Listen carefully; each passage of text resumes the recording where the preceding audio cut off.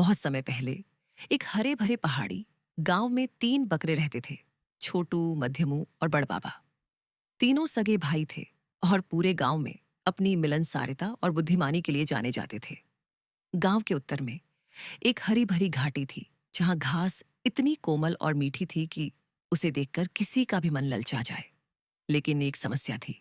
उस घाटी तक जाने के लिए एक पुराना लकड़ी का पुल पार करना पड़ता था, और उस पुल के नीचे रहता था चालाक पुल वाला, एक बड़ा डरावना दानव जैसा प्राणी, जिसकी लाल लाल आंखें और नुकीले दांत थे।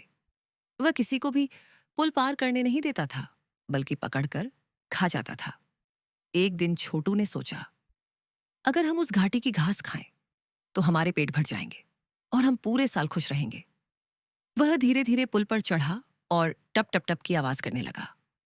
पुल वाला नीचे से गरजा, कौन है जो मेरे पुल पर चलने की हिम्मत कर रहा है? छोटू ने डरते हुए कहा। अरे पुल वाले भाई, मैं तो छोटा सा बकरा हूं, मुझसे तुम्हारा पेट नहीं भरेगा। मेरे बड़े भाई को आने दो, वही तुम्हारे लिए अच्छा भोजन होगा। पुल वाले ने सोचा, छोटा है, इससे क्या मिलेगा? चलो, बड़े को पकड़ता हूं। और उसने छोटू को जाने दिया। थोड़ी देर बाद मध्यमू पुल पर चढ़ा। ठप ठप ठप। पुल वाला फिर गरजा, कौन है जो मेरे पुल पर चल रहा है? मध्यमू बोला, मैं हूं, लेकिन मैं भी उतना बड़ा नहीं हूं। मेरा बड़ा भाई बड़बाबा जल्द ही आने वाला है। वह तो इतना मोटा ताजा है कि तुम्हारा पेट कई दिनों तक भरा रहेगा। पुलवाले ने लालच में आकर उसे भी जाने दिया।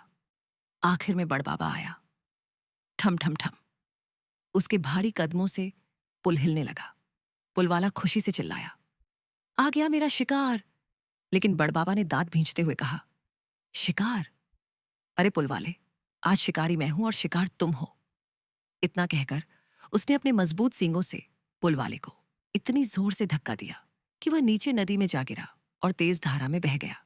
फिर तीनों भाई आराम से घाटी में गए, मीठी मीठी घास खाई और पेट भरकर खुशी खुशी घर लौट आए।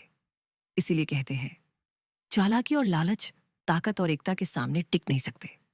सोच समझकर काम करना और सही समय पर साहस दिखाना ही असली बुद्धिमानी है। अगर आपको ये कहानी पसंद आई हो तो लाइक जरूर करें, और ऐसे ही और प्यारी कहानियों के लिए हमारे चैनल दादी माँ की अनमोल कहानियों को सब्सक्राइब करना न भूलें। फिर मिलेंगे एक और नई जादुई कहानी के साथ। तब तक के लिए अलविदा।